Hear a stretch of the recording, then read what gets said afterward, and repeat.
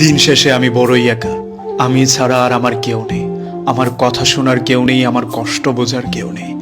আমার মন খারাপ কারো হৃদয় স্পর্শ করতে পারে না। আমার চুপ থাকা কাউকেই ভাবায় না। আমার দূরে সরে যাওয়াতে কারো কিচ্ছু যায় আসে না। আমার হারিয়ে যাওয়া কাউকে কাঁদায় না। দিন শেষে আমি আমারই। না আমি কারো আপন, না কেউ আমার আপন হতে চায়। মাঝে মধ্যে মনে হয় প্রিয় মানুষগুলোকে আর একটু কম গুরুত্ব দিলে হয়তো থেকে যেত, কারণ অবহেলায় নাকি মানুষের গুরুত্ব বাড়ে। আজকে যার কাছে নিজের মনের কথা বলতে না পারায় অস্থির লাগে, একদিন সব দারুণ দুঃসংবাদেও তার কথা আর মনে পড়বে না।